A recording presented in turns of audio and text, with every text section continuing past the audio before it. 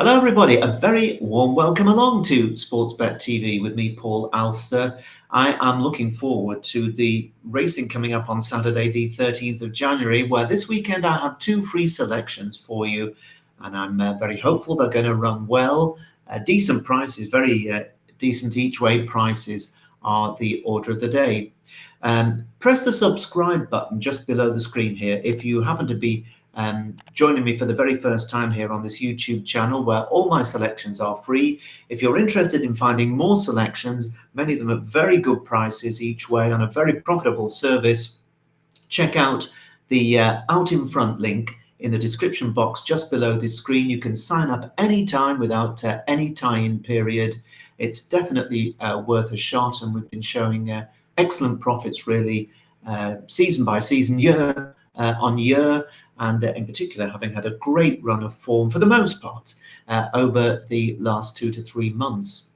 Well, last week I gave you one selection here on this free service. It was called Go Steady, and unfortunately I think the horse rather decided to live up to its name and went just a little bit too steady, and I didn't go particularly fast. So that was a rather low-key start to 2024. But I do have two selections, as I've said, for you for Saturday. One of them is at Kempton Park, and the other one is at Weatherby. So we'll go straight to the first of them, and that is at Kempton, in one of the big races of the day there. Indeed, one of the big betting races of the weekend. As regular followers know, I don't like to make life easy for myself by tipping in 3 and 4 runner races at odds on. I'm looking here at the 19 runner Lanzarote handicap hurdle over 2 miles 5 furlongs. Kempton 2:42 is the off time and the track, and the going is forecast good to soft.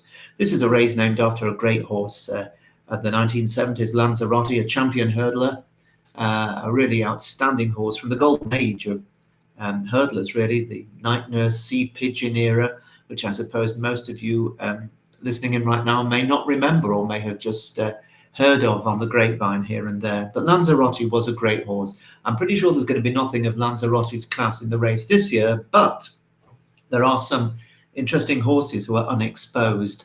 And Nicky Henderson has won this race twice in the last 6 years, and he runs a couple. The favourite, Impose Toi, who's won 5 of his 8 races so far and been second in the other 3, so never out of the first 2 in 8 career starts. And he's a horse that many people, I think, will still believe is a step or two ahead of the handicapper. And because of that, the bookies are not taking much chance. And at the time of this recording, he's around 3 to 1, 100 to 30 favourite. He did run very well last time out in the Grade 3 Betfair Trophy handicap hurdle at Ascot just before Christmas.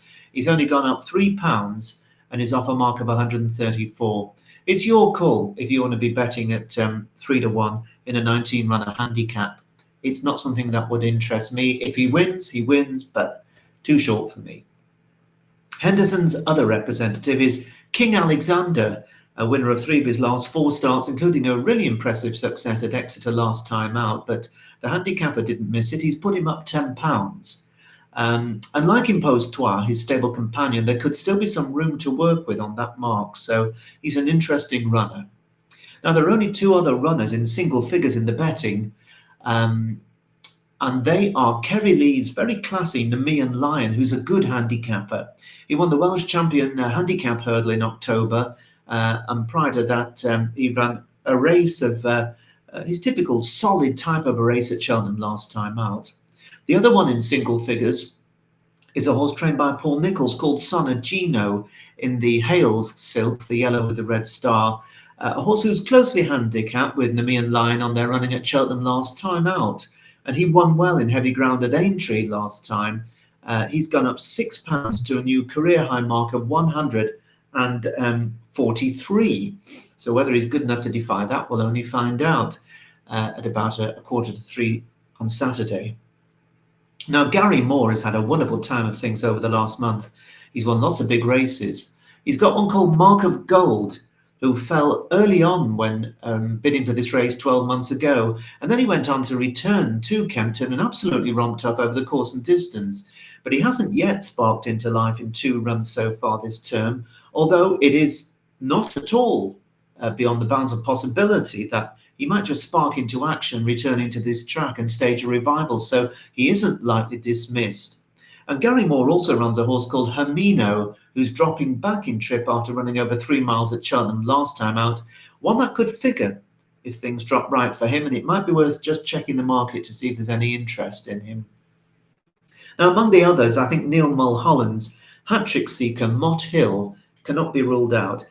He seems to be really progressing in leaps and bounds. And admittedly, this is a much tougher race than his recent assignments, but he's got the man of the moment, Joe Anderson, on board claiming £5. I say the man of the moment because it was he that performed that miraculous recovery on board Transmission in that valuable handicap hurdle at Plumpton on Sunday, where quite how he stayed on the horse, I don't know.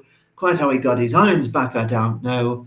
And quite how he won the race so easily really beggars belief. It was a brilliant piece of riding, and he'll be an asset to Mott Hill's chance in the Lanzarote on Saturday. But my choice here, in a race worth £100,000 and a race in which many trainers will have been preparing their horses for it, I think it's worth trying to get a bit of value. And I believe that Serious Operator, trained by Lucinda Russell and the Mount of Alan Doyle, comes here looking fairly weighted on the back of a very nice win at Doncaster last time out, where he got the better of the useful Pentland Hills, the Nicky Henderson trained horse. And what I liked about that race was the pair of them took each other on from 2 out and came a long way clear of anything else. Now, he's gone up just the £5 for that, which I think is fairly reasonable. And when you take into account that Alan Doyle, who's a very decent jockey, he's had his issues outside of racing, was suspended for 6 months, but he's back riding and riding well, and he claims a valuable £5 to negate the rise in the weights. I think that makes this horse worth a second glance. Now, Lucinda Russell, as we know, is a trainer who can win races at the very highest level, and she has to be taken seriously when she sends them all the way down from central Scotland to London for a race. And so it's a long way to travel for Serious Operator, who reappeared down at Cheltenham in October, got outpaced and then rallied really well up the hill to finish staying on 7th, not beaten far behind Pinnacle Peak. After that, he didn't handle the heavy ground at Weatherby, a run best ignored. And then, as I mentioned, really looked to be back to his best with conditions. Good to soft ground is perfect for this horse, and around 2 miles 4.25. So I think he's got a lot going for him. Also, he's only 7 years old, and so like a number in this race, he could still be on the improve. So I think that at the 25-1 offered each way at the time of this recording for 5 places with both Coral and Ladbrokes, who knows, there may be bigger prices available in due course, I think he looks worth a dabble. So that's Serious Operator, 25-1 each way in the Lanzarote at Kempton 242. And then my second selection for you, offered free here at SportsBet. Remember, you can get plenty more good tips at big prices at my Out in Front service, which you can check out at the link in the description box below this screen. But for free, I'm looking at Weatherby 325. This isn't one of the big races of the day, and it is a 3-mile handicap chase on soft ground at the A1 track, and there are 10 runners.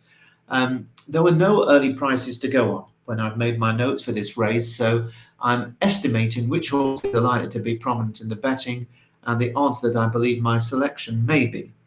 I don't think it's too much of a shot in the dark, though, to say that Tom Cody, trained by Rebecca Menzies, is going to be very prominent in the betting. It's on a hat-trick after wins over 3 miles at Newcastle and at Weatherby last time out over just 2 miles 3 furlongs. And I think it's going to attract plenty of support because it really won with plenty in hand 18 days ago. We do know the horse stays, but will he be able to win off his revised mark? Well, we'll have to wait and see. This is a better race as well, so he does have to improve again. Ollie Murphy runs a horse called Lord of Kerak, who's the class in the race. He's got top weight of 12 stone 2, and Gavin Sheehan is on board, which is no bad thing for him. He was second over course and distance last March off a similar mark, so I think there's every chance that he could go close to improving on that effort.